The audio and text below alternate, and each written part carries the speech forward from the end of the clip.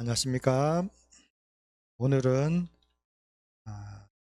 3기 2과 예수님의 사역의 하루, 이렇게 제목이 되어 있습니다. 기억절 제가 한번 읽어보겠습니다.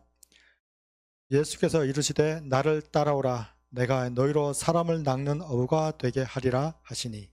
마가복음 1장 17절 말씀입니다.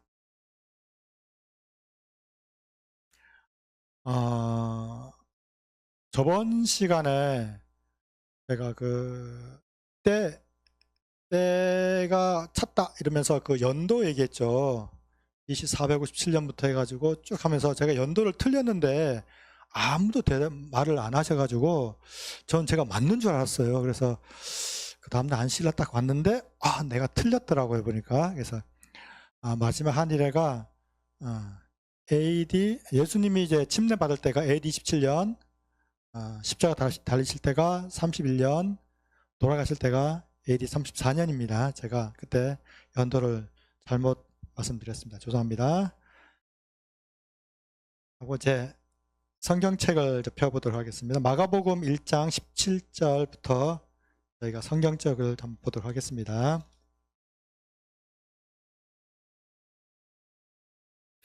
오늘은 저희가 교과를 다 공부를 해오셨으니까 내용은 다 아실 테고요. 오늘은 두 가지 얘기를 하려고 합니다.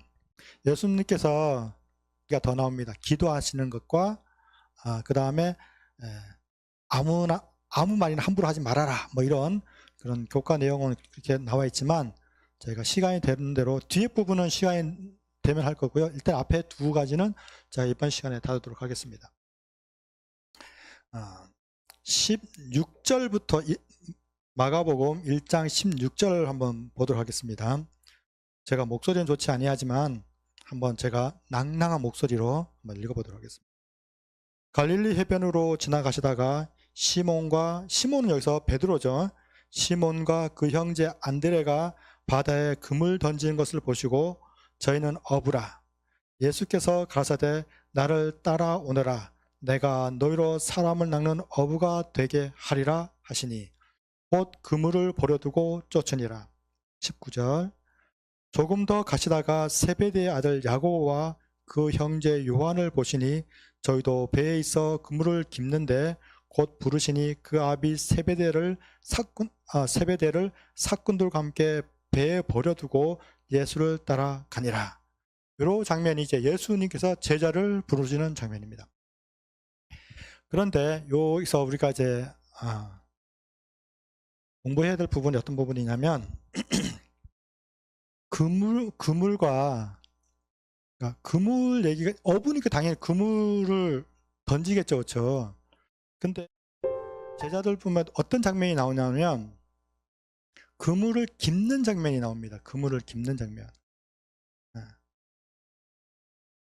그물 깁는 거 혹시 보신 적 있어요? 옛날엔 저희 아버님이 어부여가지고 그물 이렇게 깁는 거 전 어릴 때 봤거든요. 어릴 때 뾰족하게 생겨가지고 그렇게. 그물을 깁다는 완전하다는 말을 고쳤으면 그물을 깁다예요.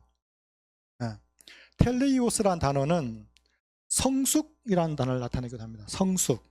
그러니까 우리가 뭔가 부족했던데 좀 어렸는데 나이가 들면서 성숙해지잖아요. 그렇죠? 그 성숙의 의미를 갖고 있는데 이 완전이라는 그 단어는 다르게 표현을 또 하면 그물을 깁답니다. 그러니까 제자들이 그 그물을 깁고 있었어요. 네, 그물을 깁고 있었어요. 그런데 이 장면에 우리가 뭘 볼 수 있냐면 누가복음 5장을 한번 가볼게요. 누가복음 5장.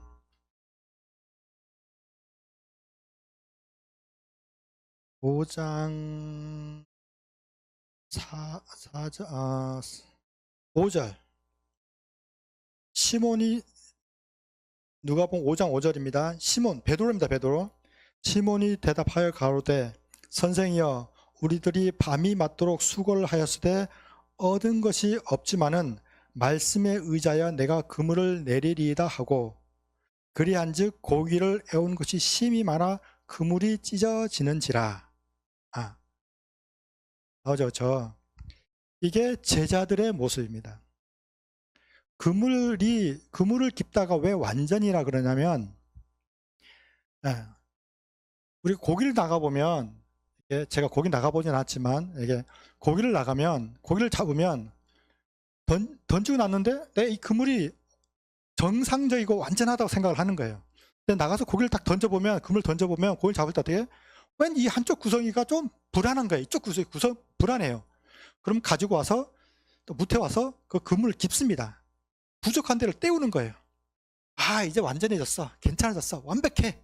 근데 고기 잡으러 나가서 또 그물 던져보는 거예요. 그럼 또 어떻게? 이번에 이쪽 기계가 또 불안한 거예요. 또 와서 그 부분을 또 이렇게 깁는 거예요.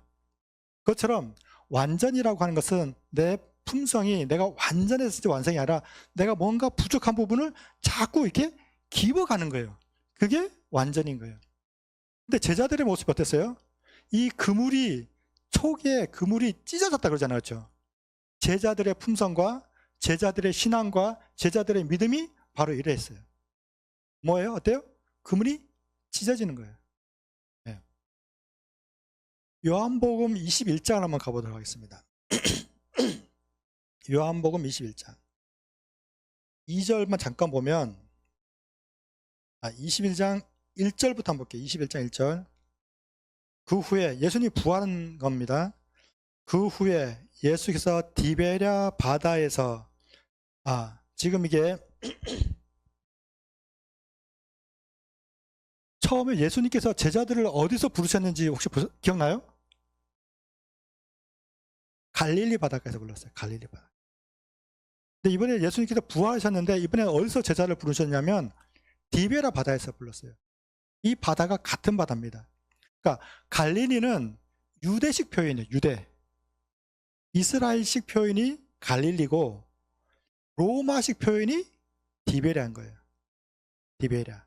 그러니까 예수님께서 제자들을 처음 부를 때 갈릴리 디베랴 바다에서 그들을 불렀고 그 다음에 다시 부활하고 3년 반이 지난 뒤에 부활한 다음에 다시 갈릴리 디베랴 바다에서 그들을 또 부른 거예요.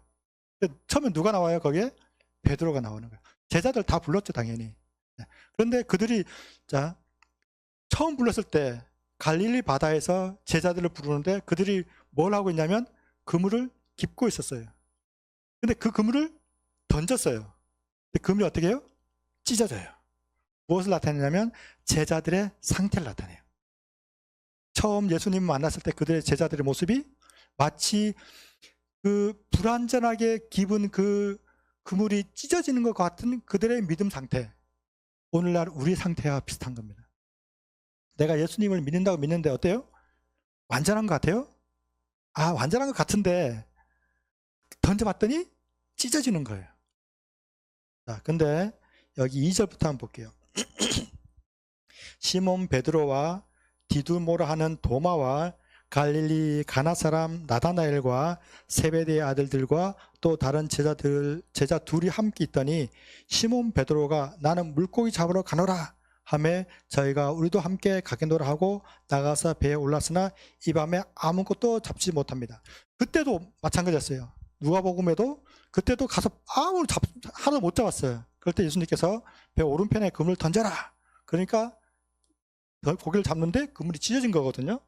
이번에도 보면 4절 날이 새어갈 때 예수께서 바닷가에 서셨으나 제자들이 예수인 줄 알지 못하는지라. 예수께서 이르시되 얘들아 너에게 고기가 있느냐 대답하되 없나이다. 예수께서 가라사대 그물을 배 오른편에 던지라. 그러면 어디를 하신대 예 던졌더니 고기가 많아 그물을 들 수 없더라. 쭉 나가서 8절 다른 제자들은 육지가 잠깐 그물을 들 수 없더라 하고 쭉 내려가서 11절 시몬 베드로가 올라와서 그물을 육지에 끌어올리니 가득히 찬 고기가 150마리라. 이같이 많으나 그물이 찢어지지 아니하였더라.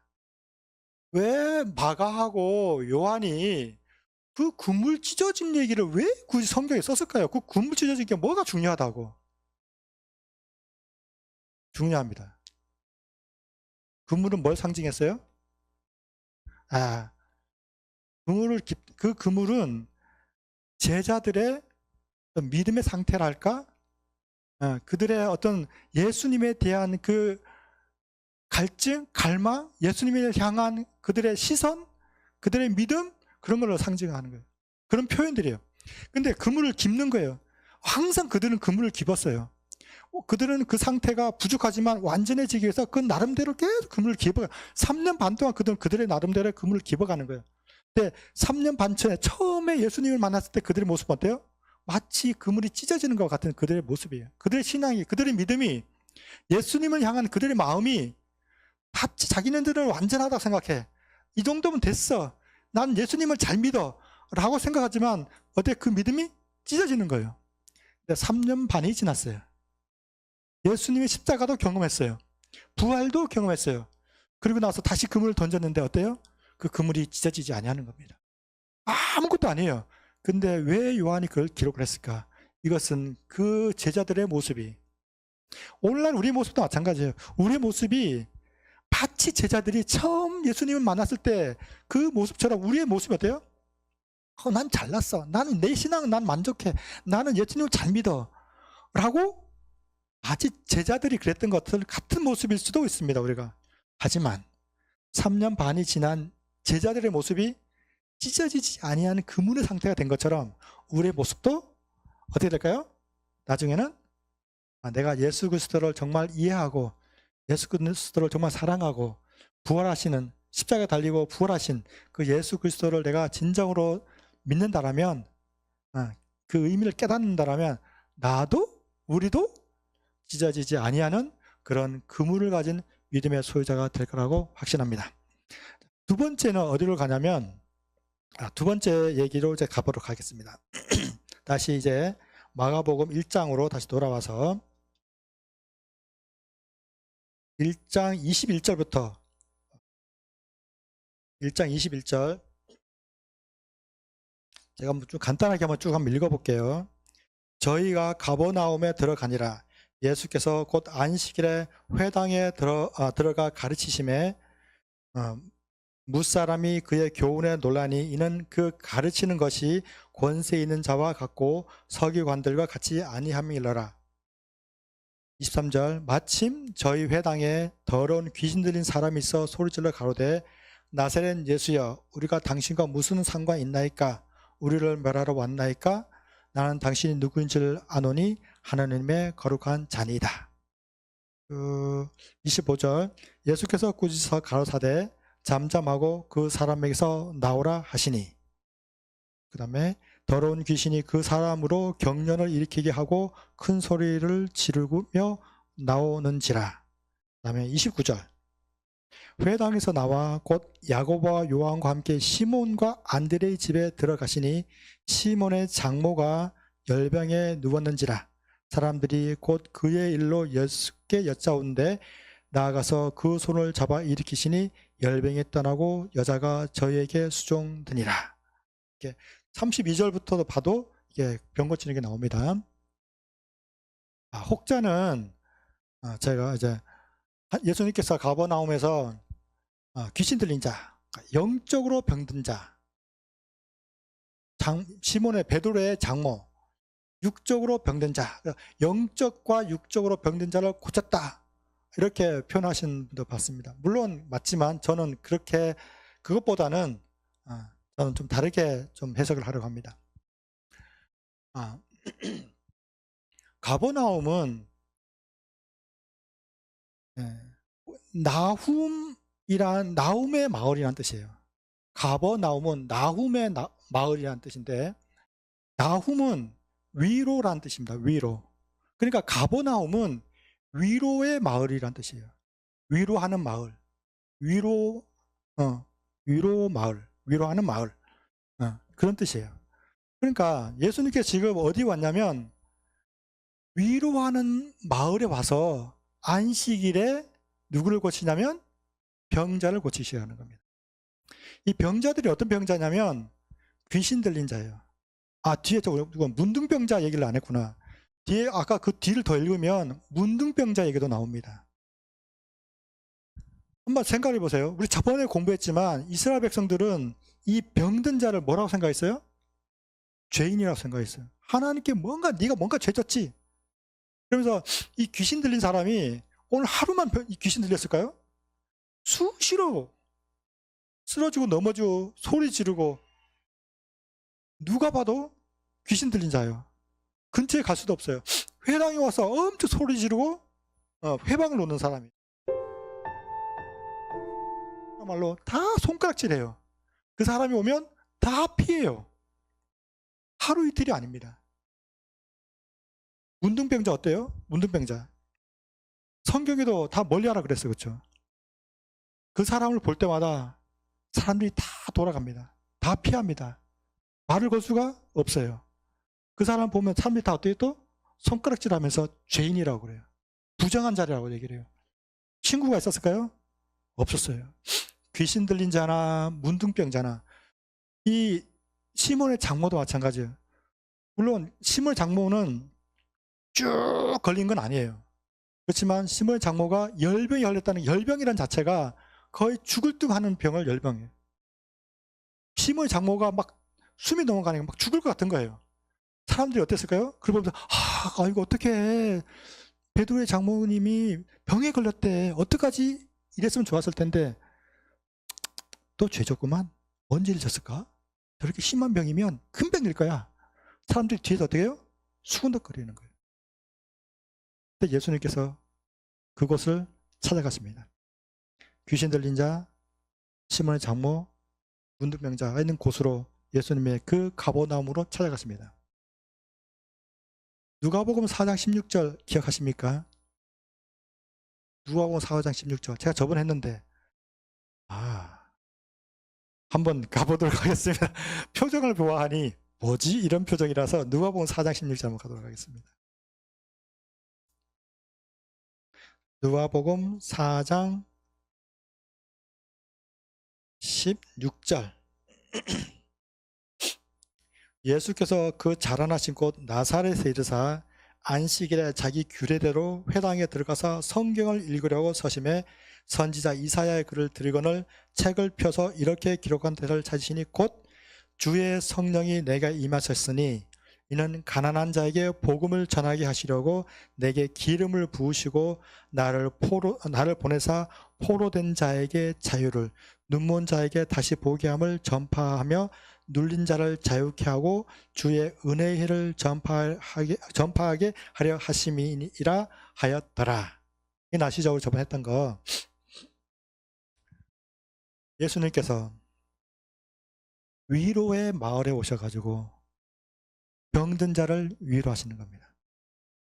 포로된 자를 놓이고 갇힌 자를 풀어주고 어떤 게 있어요? 포로된 자에게 자유를 주고 눈먼 자를 다시 보게 하고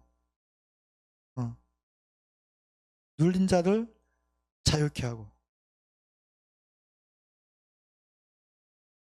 예수님이 그냥 가서 그런 게 아니라 그들에게 그 가버나움이라는 그 마을에 가서 그들에게 위로를 주면서 그들에게 자유를 주는 거예요. 자유를 주고 다 자유라고 나오네요. 그렇죠? 네. 자유, 자유, 보게함, 자유 이렇게 나오네요. 그렇죠? 가버나움이라는 마을에 가서 그 자유라는 마을에 가서 귀신 들린 자, 열병 걸린 자, 문둥병자를 뭐 하는 거예요? 자유케 하는 거예요. 그들을. 예수님께서 이 땅에 오셔가지고 내가 이 땅에 온 이유를 누가복음 4장 16절에 얘기를 하는데 그 기름 붓는 것은 침례입니다. 침례. 예수님께서 침례 받으시고 난 다음에 하신 일이 이런 일들을 하겠다는 거예요. 그러고 나서 하신 일이 여호와의 은혜를 전파하겠다. 그러니까 죄인들을 고치는 것이 단순히 죄인을 고치는 게 아니라 뭘 하고 싶은 거예요? 하나님께서 죄가 어떻게 용서되고 왜 하필 안식일에 병을 고쳤을까요? 안식일에. 그래서 저번에 그랬죠. 18년 동안 사탄의 매임받은 이 여인을 사탄의 매임에서 푸는 것이, 이 안식일에 이 매임에서 푸는 것이 합당치 아니하냐? 가버나움에서 회당에 평생 동안 귀신 들린 자를, 문둥병자를 이 안식일에 이 사단의 매임에서 풀어주고 그들을 위로하고 그들에게 자유를 주고 평화를 주고 행복을 주는 것이 합당치 아니하냐 하는 거예요. 오늘날 우리에게 똑같은 말씀을 하시는 거예요. 안식일에 내가 너희들의 이 사단에게 매임받은 너희들을, 포로된 자를 된 너희를 이 안식일에 그 매임에서 푸는 것이 합당치 아니하냐 하시는 거예요. 이 안식일은, 그러니까 왜 예수님께서 특히 안식일에 병자를 많이 고치셨을까? 왜 안식일에? 여러분들이 오늘 우리가 교과에서 두 가지를 오늘 공부를 했어요.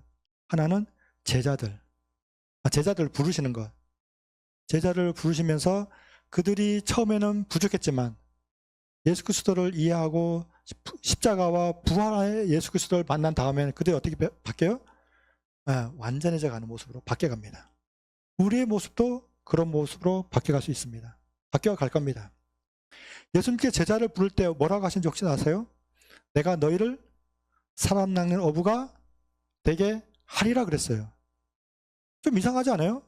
예수님 표현에 우리 흔히 하는 말이면 내가 너희를 부르는데 너희가 사람 낚는 어부가 되라 라고 하지 않았어요. 사람 낚는 어부가 되게 하리라 그랬어요. 무슨 차이예요? 내가 너로 사람을 낚는 어부가 되게끔 해 주겠다는 거예요. 우리는 어떤 생각을 많이 가져요? 내가 나가서 좀 해서 좀 사람 낚는 어부가 좀 돼야지. 내가 하나님의 자녀로, 하나님의 종으로 선교제 나가서 내가 뭘 좀 해야지. 라는 생각으로 많이 해요. 근데 하나님은 그렇게 생각 안 해요. 내가 그렇게 해주겠다니까. 내가 너로 사람 낚는 어부가 되게 하리라. 결국은 그렇게 됐어요, 안 됐어요? 제자들이 그렇게 됐어요. 두 번째 이야기. 그러고 나서 예수님께서 제자를 부른 다음에 가버나움으로 옵니다. 가버나움은 아까 말씀드렸던 것처럼 위로의 마을입니다. 병든 자, 슬픈 자, 가난한 자. 저번에 우리가 그걸 봤어요. 바리새인의 기도와 세리의 기도.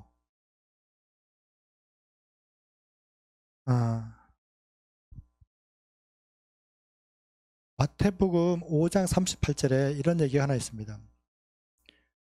너희 하나님이 온전하신 것처럼 너희도 온전하라. 그렇죠? 다른 말로 고치면 너희 하나님이 완전한 것처럼 너희도 완전하라, 그 얘기입니다. 이 얘기를 딱 들으면 부담이 돼야 안 돼요? 대부분 다 거의 100% 아닐까요? 하나님처럼 완전해지라고? 어떻게 완전해질 수 있지? 누가복음으로 한번 또 가보도록 하겠습니다. 누가복음 6장으로 가보도록 하겠습니다.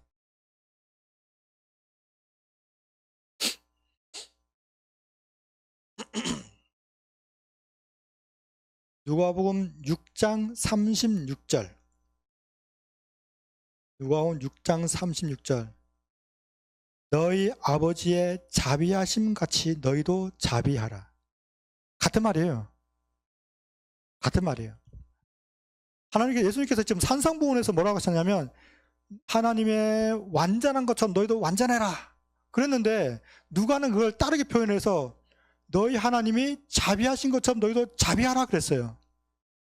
무슨 말이에요?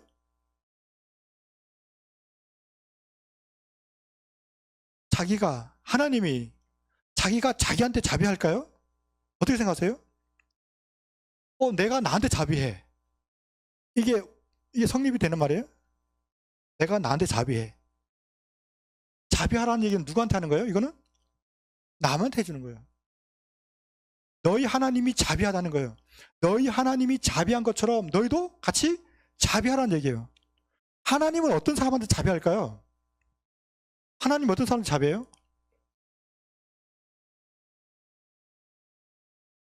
죄인들에게 자비합니다. 바리새인의 기도와 세리의 기도가 있는데 우리가 그냥 봐도 하나님이 불쌍히 여기고 싶은데 바리새인이 불쌍해 보여요? 세리가 불쌍해 보여요? 세리가 불쌍하고 바리새인은 얄밉게 보여요. 하나님이 자비를 베푸는데 누구에게 자비를 베풀어요? 세리에게 자비를 베풉니다. 그래서 하나님은 죄인에게 자비한 거예요. 저는 이런 생각 해봤어요. 야, 내가 품성이 좀 완전해지고 하나님처럼 완전해져야 되는데 어떻게 하면 완전해질 수 있을까? 숙제예요. 제가 이게 막 이런 설교도 해보고 저런 설교도 해보고 말씀도 해보지만 잘 안 돼요. 이렇게 생각해봤어요. 제가 우리 집사람하고 말다툼을 했어요. 예를 드는 거예요. 우리 집사람하고 말다툼을 했어요. 근데 알았어, 내가 용서해줄게. 용서했어. 용서를 했어요. 근데 세월이 지났는데 또 기분 나쁜 일이 생겼어. 그러면 옛날 그 일이 떠올라요, 안 떠올라요? 그거 다 긁어모아서 떠올라가지고 그때 그랬잖아 하고 막 언성을 높여요. 그때 그 일이 용서된 거예요, 안 된 거예요? 안 된 거예요. 모르겠어요. 머리로는 용서가 되는데 마음으로는 용서가 안 된 것일 수도 있어요. 옛날에 그때 그게 다 떠오른다는 것은 남아있는 거예요. 이게 남아있는 거예요. 하나님이 완전한 것처럼 너희도 완전하라는 얘기는 다시 말하면 하나님이 자비하신 것처럼 너희도 자비하라는 얘기는 다시 말하면 하나님이 죄인을 용서하시는 것처럼 너희도 완전히 용서하라는 얘기예요. 그게 자꾸 쌓여가는 거예요. 내가 저 사람을 용서해주고 저 사람을 용서해주고 그게 매일매일 쌓여가면서 뭐가 돼요? 품성이 되는 거예요. 하나님이 완전한 것처럼 완전한데 우리 인간은 하나님처럼 우리가 느끼는 그 하나님처럼 완전할 수가 없어요. 완전이라는 단어는 하나님에게만 쓰는 단어예요. 인간에게는 완전이라는 단어를 쓸 수 없어. 그러니까 인간에게 완전이라는 단어를 썼다는 얘기는 그 그물을 깁는 것도 같아요. 그 그물이 어때요? 완전해 보여. 물고기 잡는데 부족함이 없어 보여. 근데 어때요? 구멍이 나요. 찢어지는 거예요. 그리고 또 어떻게 해요? 와서 그물을 깁는 거예요. 아, 이제 완전해졌어. 완벽해. 완벽해. 근데 또 어떻게 해요? 또 나가봤더니 또 어때요? 또 찢어져요. 그 그물이 완전하게 찢어지지 않는 것이 되기에는 무엇이 필요하냐면 예수 그리스도의 십자가가 반드시 필요한 거예요. 제자들이 예수 그리스도의 십자가를 이해한 후에 부활을 경험한 후에 그 그물이 찢어지지 않는 경험을 하는 겁니다. 우리 삶도 똑같아요. 우리 삶도 우리는 매 안식일마다 가버나움에 옵니다.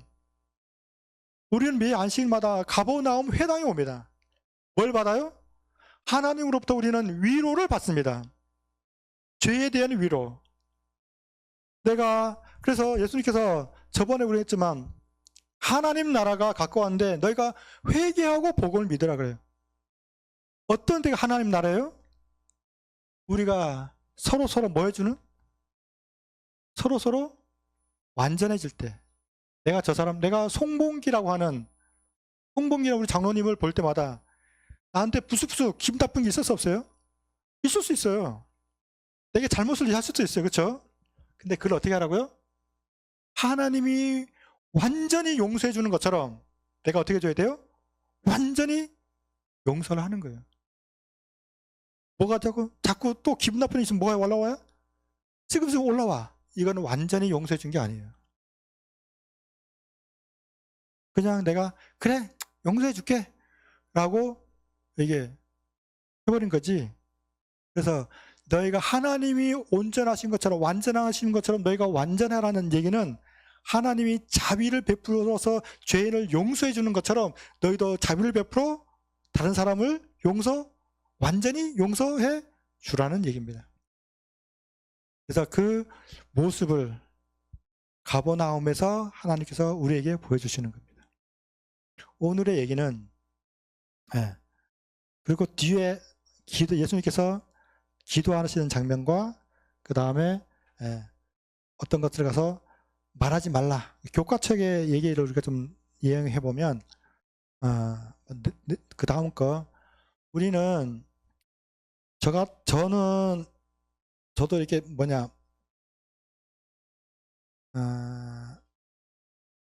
교만해지기 정말 쉬운 그 위치에 있어요. 위치라기 좀 표현이 그렇지만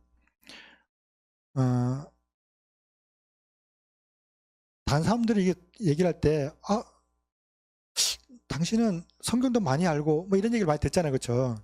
그러면 내가 교만해지기가 정말 쉬워요. 내가 조금 뭐 좀 안다고, 내가 좀 잘났다고, 내가 좀 지식이 있다고, 어떤 부분에서 내가 좀 잘한다고 잘난 척하지 말라는 얘기예요. 함부로 내가 비판하지 말라는 얘기도 포함될 수도 있어요. 당신이 좀 뭘 좀 안다고. 예수님께서 그 사람들에게 가서 얘기하지 말아라. 아무도 얘기하지 말라는 얘기는 교과책의 얘기를 하는 거예요, 지금. 그것은 저에게도 해당되는 말이어서 제가 하는 얘기예요. 우리가 그러기 위해서는 예수님이 기도하신 것처럼 우리도 정말 기도를 많이 할 필요가 있습니다. 내가 교회 좀 오래 다녔고 나이도 좀 많이 먹었고 성경도 좀 많은 것 같고 이러면 어때요? 정말 교만하기 쉬운데 그 교만을 내려놓을 수 있는 우리 참빛교회 성도님들이 됐으면 하는 마음으로 제가 이 말씀을 하고 마치도록 하겠습니다.